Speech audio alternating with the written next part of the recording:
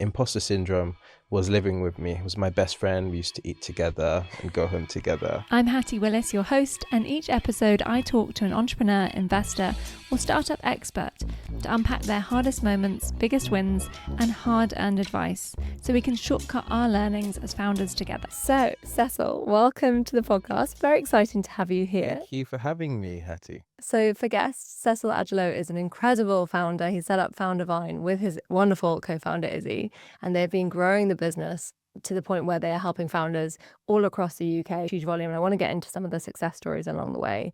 Been a big admirer of your work for a long time. You also come from a really interesting background yourself. You've worked with really big organizations, EY, Accenture. You've also gone and worked in startups. So Done your research, Hattie. this is not how this always goes. Sometimes I'm like checking my crib notes, but luckily yours was easy to memorize.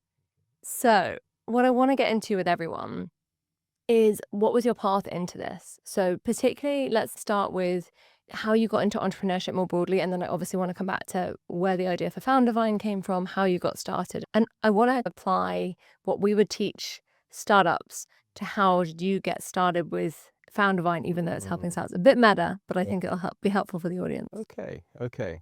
So how did I get into entrepreneurship? Yeah, Well, I think it started with intrapreneurship. nice. And that means I was in a business and I had an idea to do certain thing and I found the way to do it, basically. And that was actually bringing kids in from the local community to see the building and participate in what was essentially a Dragon's Den pitch day. Love that. Yeah, it was so cool. And I designed all the little activities they were going to do. I got people in the company on board. I asked for permission from the management and they were like, wow, this sounds really cool. And I was surprised that no one had done something like this because it just seemed like a cool thing to do. And we were in London Bridge, an area that has a lot of wealth, but also a lot of deprivation right next to it. And so I organized the day, brought everyone together, and I actually really enjoyed it. And we ran the day, about 15 kids came in and they broke into groups and we gave them a narrative and we put some people as actors. We had a CFO, we had a CEO, we had a sales team, and then they were in role basically telling these kids about the business and the kids were solving the business situation. And it was amazing. Like the kids were just so bright. They just have so many amazing ideas. And when they came to pitching, the whole company was just blown away with what they were able to come up with. So I set that up and it was entrepreneurship. It was basically trying to solve a problem, which was kids in a local area not necessarily understanding business, seeing all these buildings, but not ever being in one of them, and kind of inspiring them for the future. I love that. And there's so many threads that I know come into what you do at Foundervine. And often we see this with founders. There are so many mirrors earlier and then later with what you end up spending your time on. So entrepreneurship, I'm a massive fan of. I've spent a lot of time working with kind of corporate innovation. So love that you were able to get that opportunity off the ground. What then happens next? Is that the bug that you kind of can't shake? How do you take it forward? Where do you go? Yeah, I guess, Hattie, at one point in my life, I didn't ever think I would be able to run a business. If you told me 20 years ago that, Cecil, one day you'd be running a business, I'd actually just flat out laugh at you. I'd laugh at you because it's just not something I saw myself doing, because I didn't really have anyone in my family network that was doing that. I just didn't think it was possible. I also felt that people like me didn't run businesses in this country. I'm going to be honest with you. I just didn't see it. And I thought it was okay to not see it because I thought, actually, you need to know your role. You need to stay in your lane. Wow. So being able to do that entrepreneurship activity within the company I was in made me realize you can accomplish anything if you put your mind to it and people want to support you. And it kind of changed the game for me because it made me realize that we put limitations on ourselves 100%. and sometimes we are our worst enemies, not other people.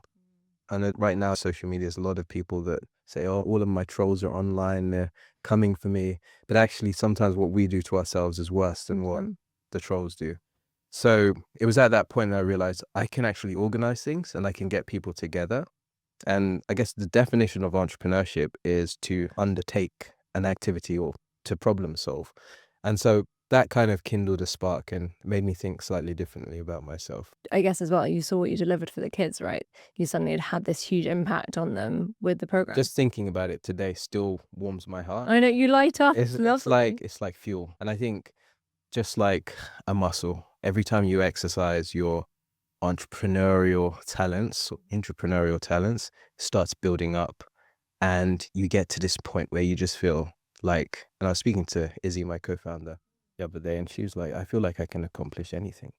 She was just like, You guys just are. feel like I can accomplish anything. And I was like, I feel the same way as well. And actually, it's probably really refreshing. And it's always one of those things where you never want to hear that someone ever doubted themselves. But actually, for people listening and looking at you guys and what you do now, and I also think Foundervine does one of the best jobs I've seen of like also PRing. Like you share your success, like you shout about it. You run these beautiful award dinners that are powerful and extra. And Foundervine is very extra, which I think is needed in this space, right? It feels glamorous and cool. And I think someone watching you guys now would never look and go, they doubted themselves. You look like the kind of people who've just always been on this trajectory. And I think it's probably quite helpful for people to hear that wasn't where I am. Actually brings me to a point that I guess we made on another episode with Lauren Curry, who runs Upfront, so all about confidence. We were debating this idea and curious to get your take on it because I think mine is really still forming around imposter syndrome. So one of the things Lauren talks about is that some of imposter syndrome is not you personally, right? Some of it is that you go into a room and everyone doesn't look like you. And actually, you are having other people doubt your capability for reasons that are just like bias, prejudice. But then also, I think there is this point of, as you say, some of the way to get out of imposter syndrome is not just to sit back and go, yeah, that is all against me, but to say, okay, well, I love this idea of like, I'm going to exercise that muscle. I'm going to start doing things. Because it sounds a little bit like you had, I'm not even sure it sounds like imposter theory. It almost sounds like it was stopping you even trying for a point, right? Yeah, imposter syndrome is what used to be my best friend, to be honest. I remember when I first got into the corporate world, I just didn't talk about myself to anyone. I would accomplish things and just not want the recognition because I thought I just need to work hard. One day the recognition will come. I realized that's not true. One day when I was in consultancy business, I'm not going to name which one, but I had developed this amazing tool to collect information from different parts of the business and also to report. And I called it the Viking. Okay. Anyone that's watching that was on that project will know because the Viking is very famous. And I didn't really big myself up about it. Just created. I was working in the evenings and the weekends to finish this thing. Yeah. And it was truly amazing. It was a lot of automation, a certain degree of AI, but before AI was something everyone was actually doing. And exactly. It wasn't like the ChatGPT yet. It wasn't on that level, but it would recognize when people put in nonsense information and then correct it without having to pretty cool. worry them, right? Yeah. And we were in a meeting once and my manager at the time, he was talking about the tool that I developed, but didn't mention that I had created it and actually ended up taking the credit in the meeting Stop. for developing the tool. And I was sitting there thinking, Why am I surprised, but I'm still mad? yeah, I was thinking, oh, I should say something. But what do I say? No, I developed the tool. So it just kind of hit me. And it was one of those moments where you're so shocked that you just keep quiet. Yeah. And I kept quiet. And also, what do you say in that circumstance? And this is where you almost need someone else to say something for you, right? Because Absolutely. You having the responsibility to say it, that's awkward and it comes across as arrogant or slightly diva-ish. But actually, and this is where I guess, people standing up for other people, really helpful. Really helpful. Yeah. And it's one thing definitely in Foundervine when someone does something or something is created, always trying to find out who exactly did that thing. It's the same way that many people, when something goes wrong, find out who did that thing that lost us all that money. Like you have to do it in the positive sense as well. But I talk about that with imposter syndrome because I think until you really label it, you don't really know what the imposter syndrome is. And Now that you can label it, you can understand, oh, why am I doing this, right? Why do I feel this way? And the reason I felt like an imposter is because I studied biomedical sciences at university, and I went into a technology management consultancy. Okay. People around me had done MBAs, they'd gone to some of the best universities, and I had a biomedical science degree. Okay. They had got their information from bona fide lecturers and done lots of coursework, done lots of case studies. I was on Google, and Google was my best friend. So it just felt like no matter what I did, I just didn't have the weight of the knowledge. Mm. It felt like I was operating in an environment that I wasn't solid in. Yeah. And also we need to think about how I look like. Yeah. I was the only person that looked like this Yeah. in my team. And so that creates a sense of, okay, like I'm just an odd one out here. Yeah. Right. So yeah, imposter syndrome was living with me. It was my best friend. We used to eat together, we'd go home together. Yeah, imposter syndrome and I were in a really toxic relationship at one point. Maybe we were dating at the same time, but both being cheated on by imposter syndrome. But I definitely used to say, I think if you don't feel imposter syndrome, it's because you're not moving fast enough. Because I was like, if I'm not feeling it, maybe it means I'm actually good enough to be doing what I'm doing, and then I should be a step ahead. Yeah, interesting. Like, I should always be doing something I'm probably not capable of doing, and that's how I'll learn how to do it, which I'm not actually sure is entirely healthy, because actually, probably I was capable of doing some of the things I was doing, and I just didn't even know it. Yeah. Okay, so we've got this picture growing of you starting to realize, A, your actual potential, and recognize it's not being valued, you're not actually getting the recognition for what you're doing. So at what point do you start to decide a change is needed, and how do you make that change? Because I think also for people who are in more corporate roles, maybe they're trying some entrepreneurship stuff, maybe they know it's not quite right, maybe it is right, but how do you make that change? How did you make that change? It was a very hard change to Mm. make, definitely. I would say it took a lot of soul searching and just understanding what my strengths are and really being as objective as possible. And one thing I would say is I noticed that a lot of the managers I used to work with, smart people, but oftentimes wouldn't anticipate problems that I could clearly see. Yeah. And in this project, there were problems that I saw, but I didn't say anything about. And when they came true, I was like, oh my goodness, I saw that. Yeah. And all of these people didn't see that. Yeah. And it shocked me at first, but then I started to attribute it to something good Yeah. inside of me, as opposed to, oh, they're doing something wrong, right? And it started to build up my confidence. And it got to a point where I actually started to point out things and Yeah. talk about things, and people would listen. Because before I thought no one's going to listen if Yeah. I say something, because I'm the most junior person, or one of the most junior people, and I got a biomedical science degree. So I started saying things and people started listening. And before you know it, I'm being given a lot of responsibility. And I remember when they came to replicate my tool, because I built it in Excel and macros. It was a rickshaw, but it was still solid. Yeah. Yeah. It worked. It was still solid. They brought in a team of, I kid you not, up to about 10 people to replicate it. And I was scared when they came in. I was like, oh my goodness, what are you coming to do? Like, I built this thing by myself, and you've got all of these people to build like a proper version. And they first started by analyzing it, like fully analyzing all the code and everything. And I was like, oh my goodness. And they came up with some critiques. Oh, you didn't put option explicit at the top of the modules. I was like, okay, what is that? Still works, right? And they were criticizing, but the fact of the matter is, and one person in the team told me, your tool is so brilliant. It has a 0.07 failure rate or something, or the information that's in there is 99 point something accurate. Usually we expect about 97% Yeah. accuracy. And I was like, okay, wow, you who build proper tools Yeah. are coming to look at my rickshaw and say, actually, this thing is actually quite good. By the way, I feel like there's a note on feedback there. And I have to do this sometimes when I'm giving feedback to founders. Yeah. Sometimes I have to flag and be like, by the way, I'm about to nitpick because it's really good. And all I can do is go after the tiny things. Like maybe we should move this title over here.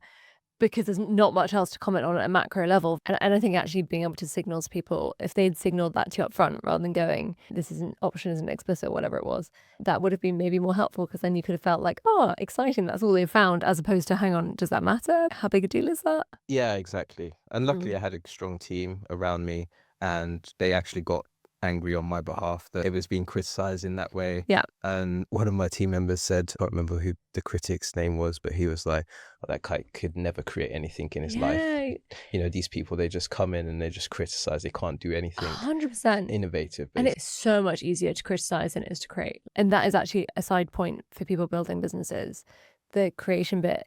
And by the way, I'm sorry to say that doesn't mean you can ignore the critiques. There's probably some useful stuff in there, but it's also worth remembering, when you're feeling like all you're getting is criticism, it's because you've given people a way to think about it and to then come at the problem. Absolutely. And I've actually heard some advice from someone recently, which is, don't take critique from someone you wouldn't ask to mentor you. Yeah, I love that one. Yeah.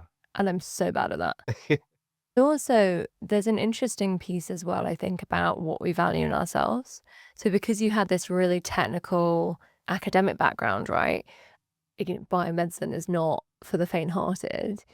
I guess maybe what you weren't recognizing at the beginning that you start to recognize about yourself is this more how you think, not the specialist knowledge, right? So you didn't have to know something, but you could look at a structure or a system and start to see, hey, there may be a problem here. And I think sometimes founders get quite caught, if you're not a technical founder particularly, in not valuing that almost like quite generalist skill set that can be turned to lots of things, but it is about how your brain works, not necessarily what your brain knows. And I think maybe that's a nice piece of how you start to value yourself. It sounds like that's something you're valuing yourself increasingly in this story. Yeah, you're absolutely right. And as you were saying that, I was thinking about how I got into tech in the first place. And it was literally from building computers. And I used to build computers with my cousin who studied computer engineering in university. And he came around to build a computer for my dad. And I was sitting next to him like what? Draw on the floor. Or they just manufacture them. But I didn't know you could like actually piece them together. And I enjoyed watching him, even though it was boring to many people. I enjoyed seeing the different parts coming together. And again, with the tool that I built, I enjoyed the little parts coming together and working as a system. And I think by this time in my life, I realized that I'm a very systematic, modular person, and anything that can be created from loads of little parts to create a system, Nice. I love it. And someone actually described this as fractal thinking. It was a guy I met who's created a massively successful supply chain software business. He was like, fractal thinking is when you can think about the smallest level details, but you can relate it to how the bigger picture work. And I was like, wow, that's how I feel. And that's really rare. Like, really, is it less rare, I think, in founders, because I think that's often what ends up happening, but super rare in the kind of corporate, from what I've observed. And you often get... I'm a unicorn. That's the promo clip right there. That's a promo clip. I'm a unicorn. I love it. Okay, so at what point do you decide you need another change, right? So you're doing this tool, they've brought in this team of 10. What happens next? So I'm put in charge of this team of 10, not line management, but just how do you go about building this? Okay. Because there was many components to it. There was a database component, there was a reporting component, there was a dashboard component, there was all these different components. And I was given instructions to a group of people. Most of them were twice my age, just felt really awkward, but I got through it. Yeah. And they had a level of respect for me, which made me feel much better about myself, made me feel that I can accomplish something in life. And my self-worth is building at this point, right? It's building. I'm understanding what I'm good at. I'm not necessarily really understanding what I'm bad at, but I'm definitely understanding that there's some value I can bring to the world. I actually left that project and that company for reasons I'm not going to say. But yeah, I found my career going into a different direction, which was data and analytics. And again, I went into the data and analytic field because I understood what makes me tick. And it's about thinking about the smaller details, but relating that to the bigger picture. And analytics is a perfect fit Yeah, for anyone. that's a beautiful fit. Yeah, because you look at the data and then you interpret it as you aggregate it, and you can also cut it in different ways Yeah. and interpret it in different ways and relay that to people. People love it. People love hearing about their businesses or their processes, how they're going, but they don't really have time to go into the data of it, right? And I feel like as well, I think people forget data analytics is storytelling. And so you talked about getting these. I just made Cecil really happy. I'm Yeah, like, you yes. did, you did. Yeah. You're like, she gets it. But I think this beautiful thing you mentioned earlier is you're helping these kids to start to tell stories.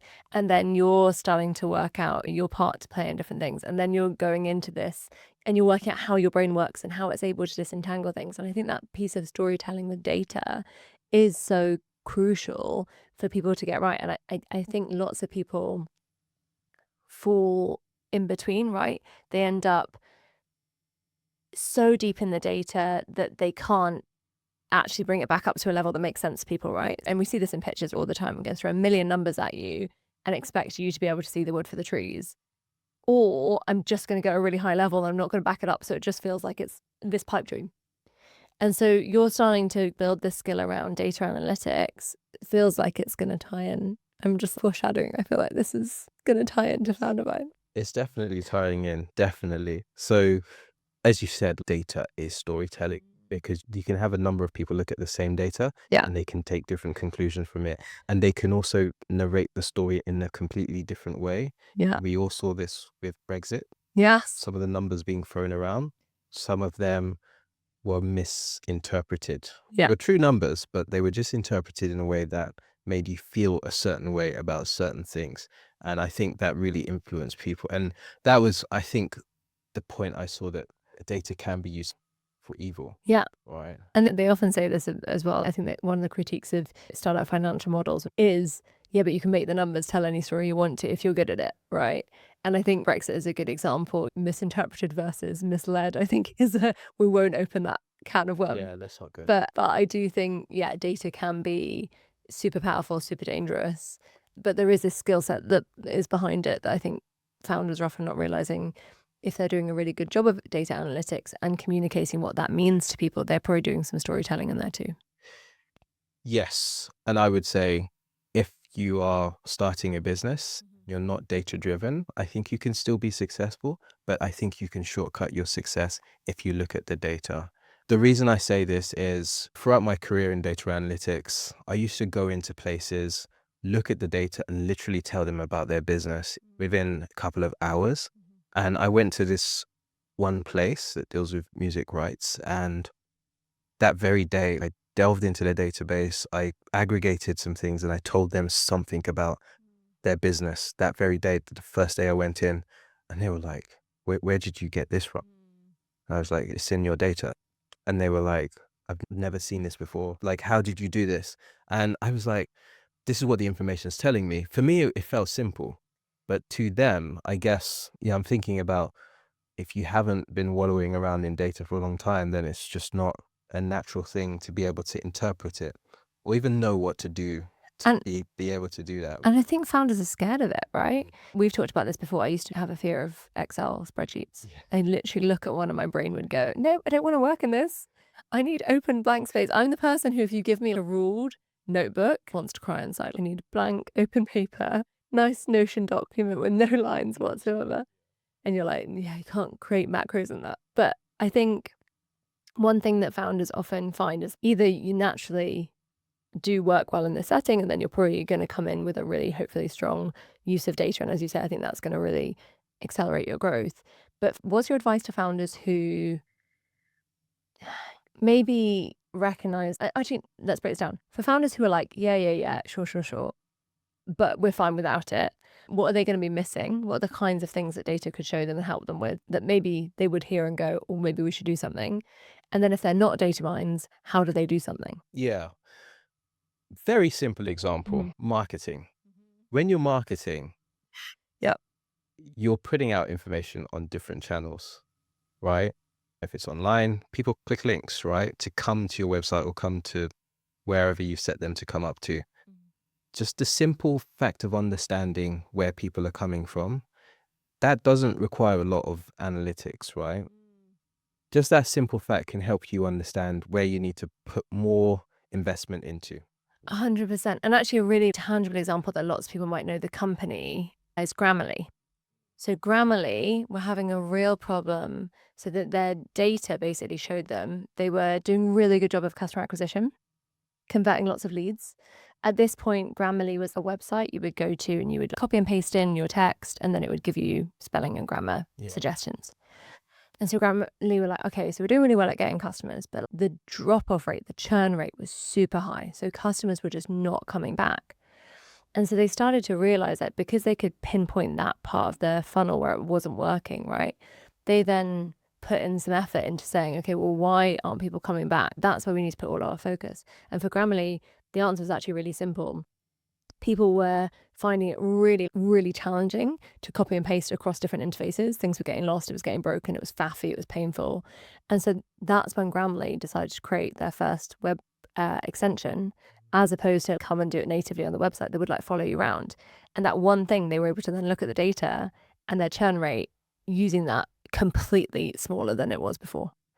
And that's a perfect example of how you can do such a small thing and just completely revolutionize your business. But an entire product shift, right? Well, not an entire, but a big product shift in what you build. And it would have been really easy to say, let's keep making the website better. But actually, that wasn't what the data was telling them needed to shift. And I think you're right, marketing, massive area.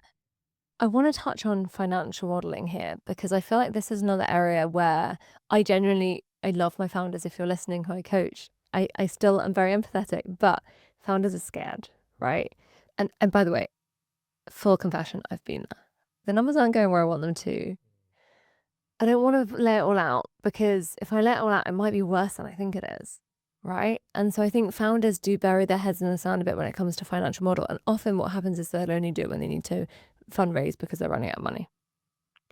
In terms of, I guess, financial modeling with founders, what do you see as some of the things that actually they should be looking at that might unlock something? And even if the first picture is scarier than you'd imagined, that actually, what can you do with it to bring the business back? I mean, Hattie, I've also been there where We've all been there. you don't want to update the wanna see it. spreadsheet, because you know when you update the spreadsheet, it's going to be like, oh goodness, Yeah. like we've gone down. Yeah. But the reality is, the truth is the truth. And you have to baseline on the truth very quickly so you can figure out, what are we going to do about this, right? And I'm lucky in the sense that I like spreadsheets. I think I like them because they helps organize my thinking, and I can sort of put formulas in to automate my thinking in a way. And I realized that early on. So I developed a like for financial models and automation, and Excel has many features that many people don't use that I do. And I'm like, wow, like Monte Carlo simulations and stuff like that helps you figure out I know the what that best. is. It's basically, there's one number you're trying to optimize, and you have a series of parameters that can be put up or down. Okay, nice. Yeah. So you run a Monte Carlo simulation Right. on those numbers to get the optimum number in a particular Nice. cell. Yeah, so that helps you do things like pricing, right? Cecil, you're at wizard level. We need to come back a bit. Because I feel like we're going to lose the listeners who are like, Monty, what now? We need to come back from wizard level. You're a first year student at Hogwarts, okay? You're not McGonagall. You're not teaching this shit, right? What? Okay, actually, back to your point about how it helps you structure your thinking. Yeah. I think a lot of people like me who see it and go, think it won't help them structure their thinking. But actually, what's, I guess, freed me up, and I'm, by the way, as we now know, not at the Monte Carlo wizard level, right? I'm just, I'm third year student.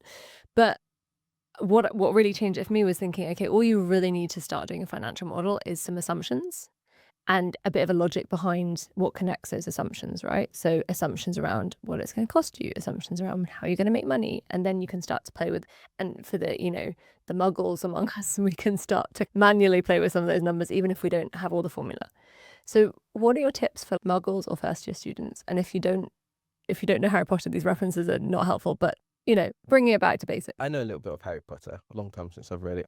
But yeah, bringing it back to basics, your model, your financial model is just a representation of how you're thinking about your business. I think most people should not create stuff from scratch to start with. Just go online and download a template, right? Just go online and download a I'm giving all template. my founders bad advice. Sorry, founders. You can create something, but the chances are someone has developed it already. Yeah. So there's no need to reinvent the wheel. Go online and get something. And then once you bring it down, try and understand it first. Just understand how it's been created. You don't need to be a wizard to do that. Yeah. Right? Just understand how it's been created and then start plotting your numbers into it. There'll obviously be some costs or some revenue things that are different in your business, and you can insert some rows or insert some columns if maybe you don't do it by month, but you do it by quarter. Learn how to customize and just spend some time investing in just understanding that, because to this day, the financial model that I set up for Foundervine many years ago is still the one I use. It's still the one I open and check, and I understand it very, very thoroughly. Basically, it helps me run scenarios to understand when we might run out of money, what we can do about it, how we can change certain costs, whether we actually need to raise finance. And this actually helped us through a point where we realized actually we're going to run out of money in this particular month. So many months ahead, we started to raise that finance, and we got it months ahead of time, and it really saved us. So it almost makes you have a superpower when you're able to plot out how your business works on a sheet and just understand that it's a system, your business is a system, and certain things are going to happen. You can predict them to a certain degree. Yeah. And I think also what I often hear founders, and by the way, I used to say so that I didn't have to do the financial models, but what I used to hear founders say, as I still do, is, yeah, but Cecil, it's all, it's all guesses, it's all imagined, it's all forecast, financial forecast, not going to come true, right? And I think this is something that is a really good excuse if you don't want to do a financial model, as I've used before. But founders typically, the point they do one is because they're trying to raise investment, right? So to your point, if they'd used it 12 months earlier, they might have actually been able to start raising earlier, because they could have factored in, hey, we're going to run out of money at this point, and actually it's going to take us this much time to raise, therefore we need to start raising here. So they're starting really late. And so I think a lot of founders think about financial modeling purely through the lens of it's about investment conversations. And I think what you've been saying is really powerful, which is that it's not, or not just. It's not just. I give you another really important point, is that when you make assumptions at a certain point in time and you revisit those assumptions after, say, a year, you learn about your business. So I remember one year we made a budget. Me and Izzy were talking about, okay, what's the revenue going to be? And we had a product called Startup 54. I was like, this is our main product. This is what we run for companies. We're going to do 8 of them, right? And that was an ambitious target. We'd only been doing 4. Okay. And I was like, okay, this is what our year is going to be modeled on. During the year, we didn't run the number of Startup 54s that we wanted. We fell flat in terms of that. But we started running another thing, which was our accelerator proposition. And even though we fell flat on our faces with the Startup 54, the accelerator more than made up for it. Yeah. And at the end of the year, we had a review, and I looked at the numbers and thought, why are we running this Startup 54? It takes a lot more effort, costs a lot, stresses everyone out. And we have this new product, which is less stressful over a longer period of time and actually is more financially sustainable. 100%. Just looking at those numbers and going back to the assumptions and then trying to plan for the next year, plotting out what you think you're going to do and then trying to do it and then reviewing helps you understand, just using the data, whether you should be doing that thing. So true. Yeah. And also, why did you have that assumption? Why did you think that this was going to be the thing that was going to take your business forward? Because you've underestimated the market, or you've misunderstood the market, and the market is educating you. You need to take that education and run with it, because the market is the thing that is going to determine how much money you're making, how much revenue that you're bringing in. And I think that's so important, that point of we often don't do the reflection, right? You might look at it and be like, right, so this new product is our product, but you're not stopping to think, okay, well, what did I get wrong last time that I need to be more aware of? I think also a founder I was coaching this morning, one of the things she'd gone away and done with her financial model was actually to code all of her clients based on what percentage of their revenue were they. And she has different kind of streams and they're all very different ICPs. And so she was able to step back and look, and she set up a really simple conditional formatting. So if it was like under 10%, it'd be one color, and over 10%, another color. Just stepping back, she could see, okay, these are the kinds of ICPs that are really delivering. And then she stepped back and did another round of thinking of, okay, is that 10% likely to stay under 10%? Or actually, is that potentially a really fast growth piece we should be investing in? And I really like as well what you said about the program's miserable to run, right? Because I think sometimes you'll look at something and go, this is our lowest margin product, but it keeps the team so happy, right? And if you're not venture backed, you can keep doing that then. If you're venture backed, you might be about to get a board meeting that tells you otherwise. But actually, if you've got enough control in the company, that might be a really good reason to keep doing something. But if the numbers are telling you it's not good and your team are telling you it's not good and you know it's not good, it's really great to have that data. Okay, we talked in there actually, and I think it's a nice point to go to Foundervine. Yeah. Because we talked about some of the products. What was Startup 54? I didn't even know this. Startup 54 was the thing that we first started. Okay. This was a 54-hour hackathon. Okay. Yeah, I know. Just don't think about it too hard, okay? Sorry, what? Why was 6 hours on top of a weekend? 6 hours. Wait, how are you doing the calculations? 48 plus 6. 6, yeah. So it started on. Come on, Cecil. I can do maths. No, it started on Friday. Friday and it ended on a Sunday. Okay, fine. 54 hours. It was like the evening on a Friday and then.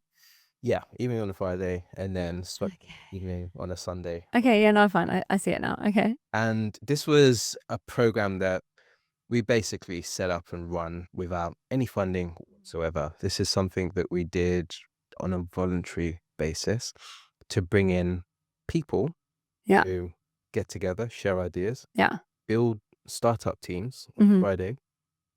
And then during the weekend, we'd give them masterclasses, business model validation, marketing, cash flow finance, how to pitch. Beautiful. And then they'd put their pitch decks together. Yeah. And then by Sunday, they're pitching, right?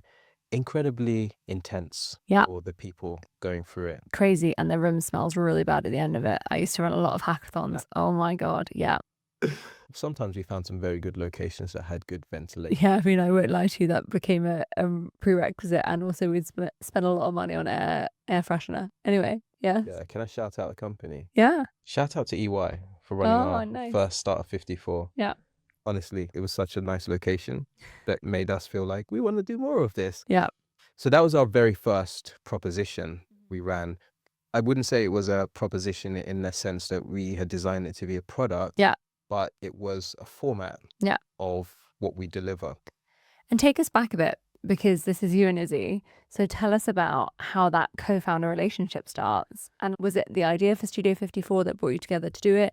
Were you looking at doing something together? I don't know if I know the story. I'll credit Izzy with, I guess, coming up with the concept for Foundervine, coming up with the mission for Foundervine. Which is, it was basically to break down financial and social barriers, people building businesses, right?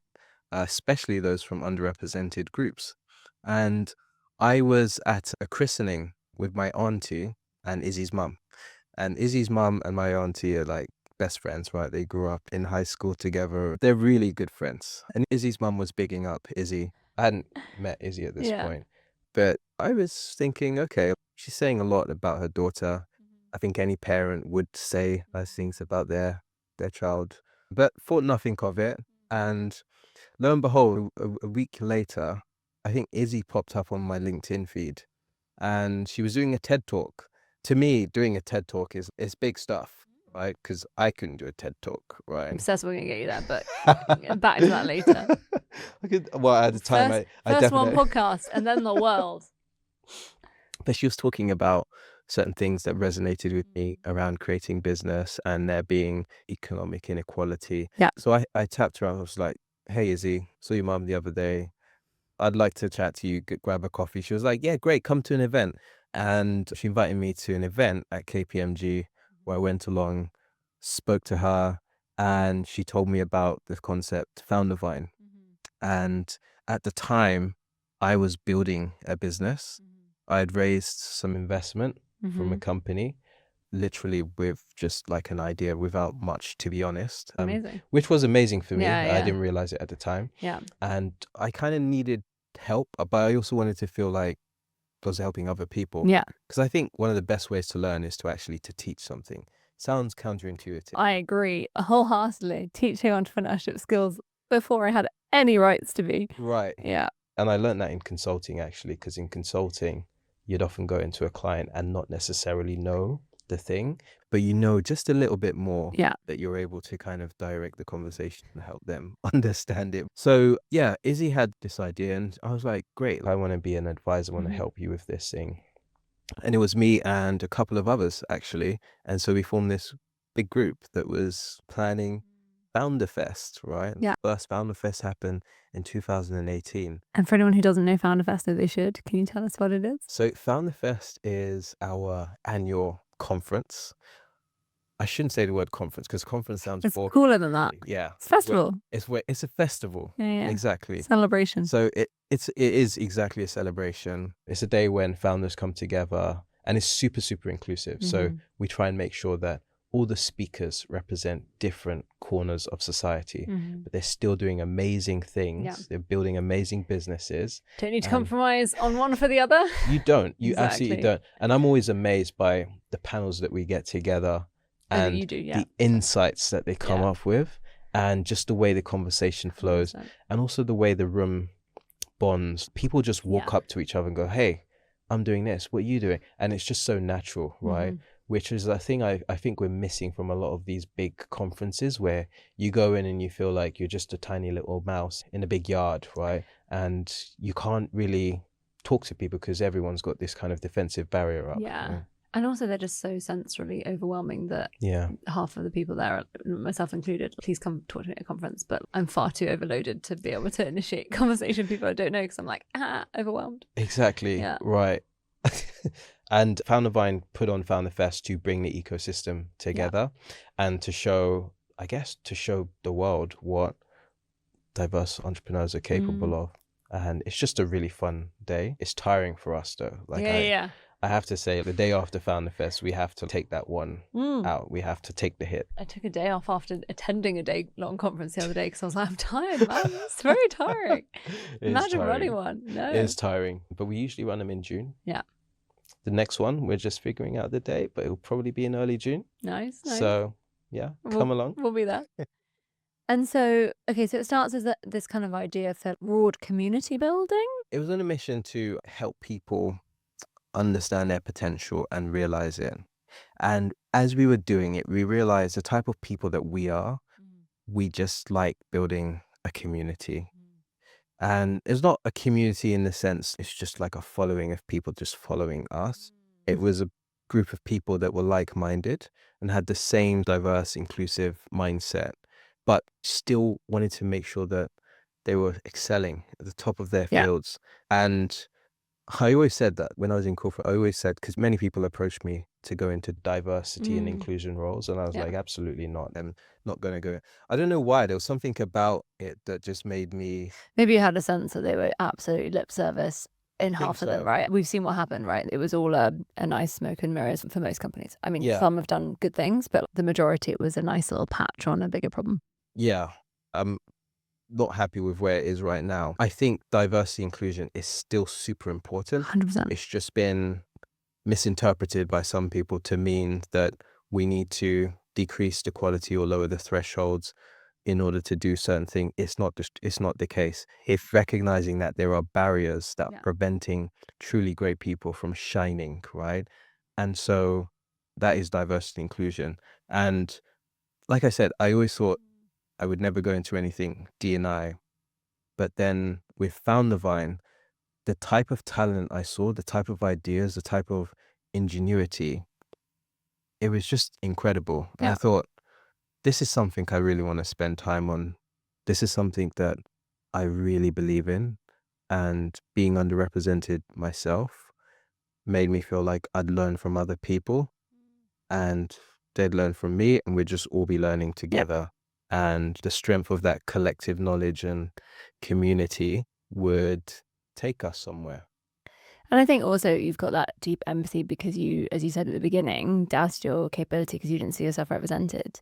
And I'm so sorry, I can't remember who said this, which is really bad to not credit a quote, but that very apt. Talent is equally distributed, opportunity is not, right? I get so mad when people go, oh, but I can't find anyone who's talented to do this. And there are some genuine pipeline problems. For a long time, there just were a fraction of female CEOs that even there are now, and there's still fewer. And okay, cool, we need to go back and look at how we're teaching STEM in school and how we're helping women see this as a career path. Fine, you can't solve all that independently. But there are so many ways in which we still use it as an excuse, I think.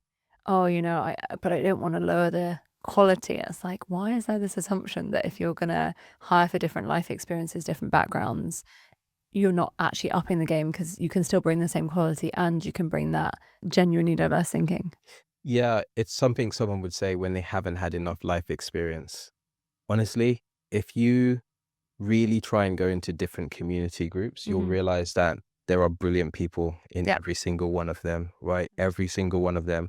And I think sometimes people's communities are so limited that they really believe that that is the world, right? Yeah. And for a certain extent in my life, I've had that problem too, because I was born in London and I used to think London was the world. I used to think outside the M25, Yeah. there wasn't much. Sounds really rude. It's a wasteland. Sounds really rude. And then I realized, oh, actually, like there's other things in England, Yeah. And then I thought England was the best thing. Yeah. And then I traveled abroad Mm. and saw things in other countries. I was like, oh my goodness, there's this amazing thing they're doing in this country. Yeah. And people in England don't even know about it. Yeah. And then I realized, actually, I've been limiting Yeah. my own knowledge as well. I think when a person realizes that they don't know everything and that we limit our knowledge, Yeah. you can start to appreciate that talent, as you were saying, is equally distributed, 100%. but the opportunities are not. Yeah. And you only need to go on YouTube to see some young, amazing genius in some village in Nigeria creating a forklift truck or something. Literally no education in that field to realize that people are brilliant all across the world. And so I, as you know, love the mission behind Foundvine. We talked about it kind of starts to evolve into this accelerator program. Can you explain a little bit more about how Foundervine works today, what kind of support you offer founders, and what founders should and shouldn't think about it? So today, Foundervine is a community of innovators, game changers, people that really want to accomplish big things. And we run a number of accelerators during the year, between 6 and 8 accelerators, which are always highly applied for. And we always feel bad that we can't accept everyone on the accelerator, but we do have to pick and choose because we have limited resources. But these accelerators, they take businesses that are coming from relatively low level of understanding or business maturity to a place where either they can fundraise or they can build a lot of sales for their business, or they can, I don't know, go overseas, right? We build them to a level where their businesses are functioning really well. It actually works. Actually works, yeah. Yeah. And it dispels a lot of myths because if you're not from a business background and you have a great idea and you start a business, there's certain things that you're just not going to know. Yeah. You're just not going to know them. And it might take you a while to figure them out. Yeah. And the accelerator really accelerates your thinking in those things. And many of those things are unknowns, for example. A perfect example is how to incentivize people you bring on without necessarily paying them, right? Big topic. Yeah, you can give equity, but there's different ways of giving equity. Oh yeah, please don't give it up front, please, for the love of all things, please. Yes. Yeah, and things about vesting. Yeah. Vested equity is not obvious. And can you just explain for anyone who doesn't know what vesting is? Because Vesting- people won't. Vesting, very simply put, it's when someone joins your company, you want to give them a certain allocation of shares or options or whatever it is. You don't give it to them up front, but say every month we're going to give you a little bit, and after 3 years you'll have this percentage, right? So it means that they have to be in your business for Yep. a while before they get that equity, right? Yeah. And that's advantageous because they're looking forward to getting their full share of your business. And if they leave early, you don't have to give away your equity to them, because they can leave and take that equity with them, and they have a part of your business 100%. and you don't have that anymore. And you can do that for both employees and advisors. And there are some amazing, I always point people to Founder Catalyst. So Sam, who came on, Sam Simpson, if you listen to his episode, he runs it. But Founder Catalyst have 3 templates, which are really helpful for advisors, for instance. So one is kind of a linear time-based vesting. You can also do milestone-based vesting, particularly for advisors. Do you actually deliver what you say you'll deliver if you're going to help with a fundraiser, if you're going to help with sales, marketing? And then also a kind of no equity basis, but still protects you in terms of, IP, non-competes, etc. So really worth looking at that stuff, because please don't give it up front. I'm Please don't give it so up. upset when I hear founders have Oh my goodness. Yeah. horror stories. This is just one example. Yeah, I exactly. think that founders might not know those things and they make the mistake, and it was too bad of a mistake to make up front, right? And the accelerator goes through so many of these things that just 100%. really helps founders just get to grips and feel confident about what they're doing. And I think this is where I think I am obviously biased because I teach on lots of accelerators, so I love them. But I do think accelerators are so good. If you're having that sense of, I don't know what I don't know when to worry and when not to worry. So I'm just anxious all the time about everything. But also somehow there are things I was never anxious about that are now hitting me really hard, and I've ruined my company over maybe. I think if you're feeling some of those overwhelm, lack of the right information, uncertainty around how to sort all the information, that's where I think accelerators can be such a powerful way to get some of those answers from people you can trust, who've been brought in because they're trustworthy. You're absolutely right. And it would be a lie if I said I'm not anxious, right now with Foundervine, because again, I don't know everything. I feel like I know a lot, but there's still things that I need to learn. I think the cool thing is that I can put what I know into certain compartments and what I don't know into certain compartments as well, and find ways to solve what I don't know. Right? For example, outsourcing to someone to help in that particular area, or perhaps going on a course just to learn about this one particular thing. Whereas a lot of founders, before going on an accelerator and just really understanding how they can compartmentalize, like you said, they're just trying to worry about everything, and they don't know how to name things or label things so that they can actually solve the problem. And they're just trying to deal with this big mess 100%. all at once. And also there's like genuine psychology behind being able to label something, reduces the impact, reduces the stress. And I think if you're just broadly worried about like money, there's no power in that, right? I'm just worried we're going to run out of money is not a powerful place to be. But if you're, okay, I'm worried that we're churning customers too fast, or I'm worried that we're actually not attracting enough customers, or even better, I'm worried that the top of our lead generation is failing us and therefore we're not getting enough customers through, or I'm worried we're not converting those that do come through. The more you can start to really deepen those assumptions, and this is where I come back to things like financial model, super helpful to actually get that level of granularity that starts to give you back the power. Okay, we are somehow running out of time. I know, I did threaten you that we were going to record for 5 hours, but I won't make you, I swear. So I want to go on to 3 last questions. 2 will be really quick fire, but this one you can go a bit longer. Okay. What are the most common things that you see founders really, like the things that really mess them up, that they need to know, that they just don't know if they haven't got exposure to a founder network or an investor network or haven't been through an accelerator yet? The first thing I think really messes founders up is that they have an idea to produce something and they don't validate it with the market. Oh yeah. It sounds pretty obvious. Very obvious for people that have been in business, that you need to check whether there's demand for that thing. Just because you like it, it doesn't mean that everyone else is going to like it. And it also definitely doesn't mean people are going to pay for it. And I just want to dig into that, because In the first sentence you said, people misread, right? You need to validate it. So everyone goes, cool, I need to validate that this is possible, right? Which is basically checking, is it feasible? But actually, exactly what you just said is what people actually need to be testing, which is, does anyone care and do they care enough to pay? Or is there a way to make money? Even if it's not my user, maybe there's some business models, right? The end user might not be the one paying for it. For instance, on accelerator programs, you guys are delivering a ton of value to founders, right? But the founders aren't paying you. Yeah. It's actually another stakeholder who cares about delivering value for the first group. But if you can't prove those things, I think founders always get tied in knots. And the best way I can put this is, it doesn't matter if I can create a factory to make real life unicorns, which sadly I can't because they're not real, if no one wants to buy a unicorn, right? And I could waste my time trying to work out how to cement horns onto horses and not kill them in the process, and how to make them fly and all sorts. Like, I could do a ton of weird feasibility bioengineering, but if no one cares about, actually it doesn't solve a need, no one will pay for it, then in the end I'm going to be left with a really weird stable and a really big bankruptcy. I couldn't have put it better. Like, definitely. It's a weird analogy, but it works, right? It's a brilliant analogy. Yeah, I was thinking about the unicorn's horn going into the unicorn, thinking, why would you use cement? I'm not a bioengineer, I don't know.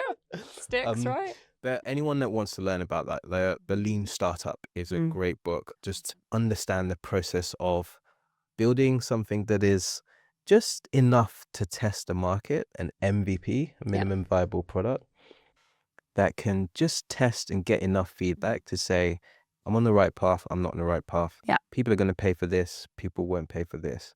And then iterate the cycle. You know, it comes back to the conversation on data, because as you build this thing and you test it, you need to get the data to tell you where you're going right and where you're going wrong. Use that in the next cycle to improve certain aspects, not the whole thing, right? Not the whole thing. Improve a certain aspect just to double down on the proof that this is a very important feature.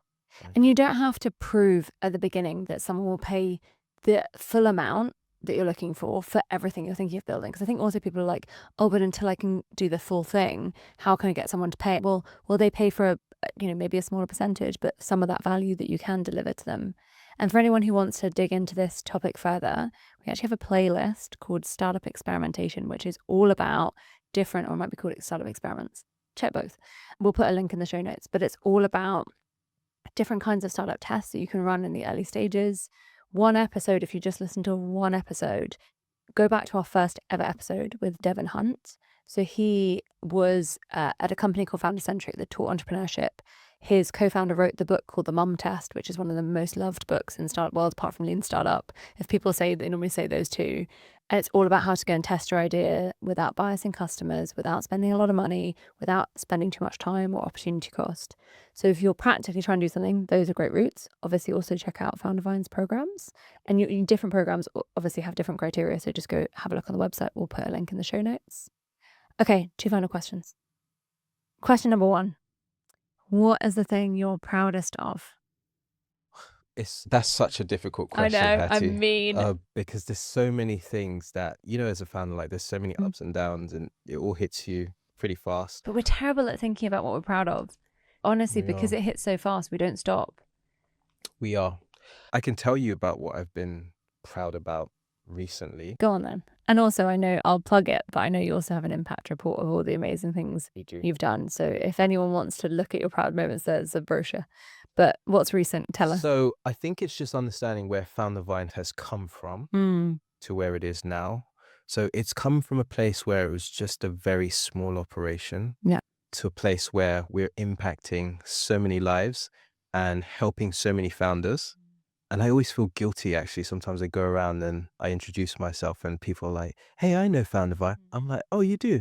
And they're like, I've been on one of your accelerators and I don't know the company name.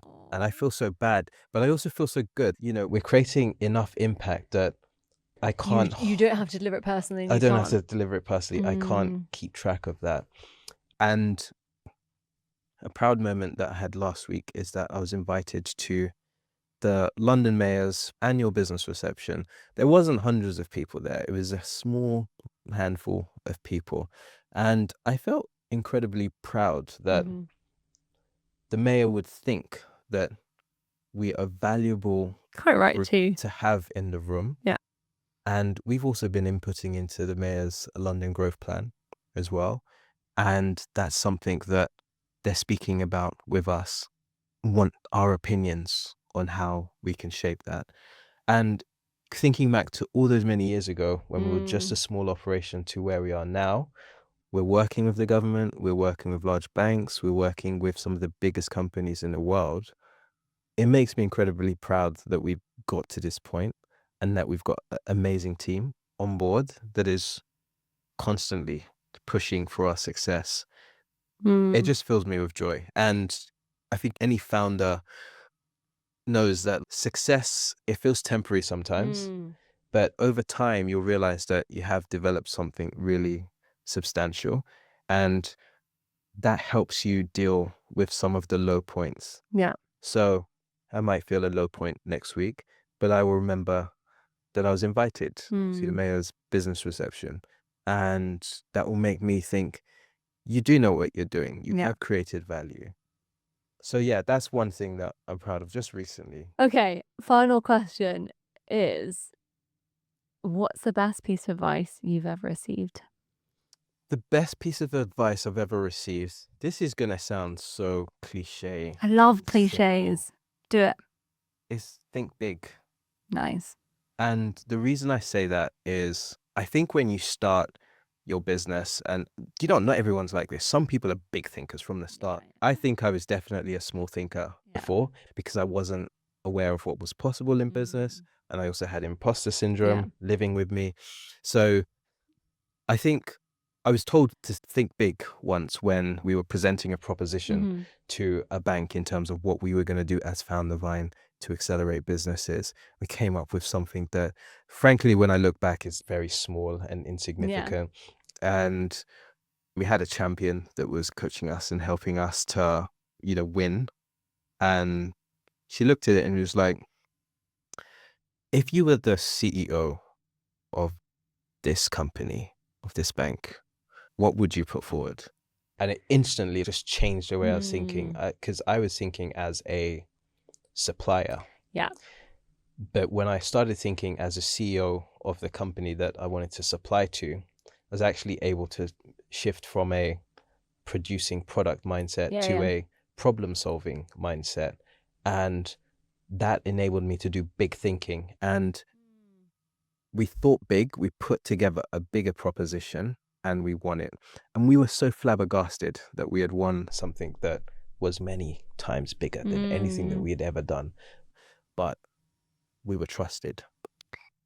And I think also it comes back to some of these points, but like this fear of rejection makes us kind of go, stay in your lane. I think you said earlier, this idea of, okay, but we're just one player, or we're just one company, or okay, but we're still really new is the one I hear a lot. We're still really young. And I love that because it's definitely something I still fall into for myself. I coach startups, constantly telling them to think bigger, but it's really hard to do for ourselves. And I think the way you've put it is also it's a really practical way to reframe when you're struggling to work out if you're thinking big enough. That's a really lovely way to check it. Yeah, you'll know if you're not thinking big enough because your idea won't scare you. Yeah. Oh, I love it. It won't scare you. It'll just be like, yeah, this is our norm. We just do this stuff. Yeah, we can do this in our sleep. Yes. Yes. That's not how you want to be thinking. No. If you want to scale your business, if you want to keep it the same level, then that's cool. We have to finish. I know. I don't want to finish, but maybe next series we'll get you to come back. Bring Izzy. We'll do a little co-founder dynamics one. That's always fun. Yeah, I'd love to bring Izzy. I think Izzy would love to come on this as well. Brilliant. But yeah. Yay.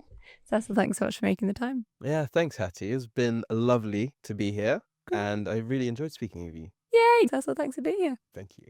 Thank you for listening. Before you go, please do take a minute to follow so you never miss another episode.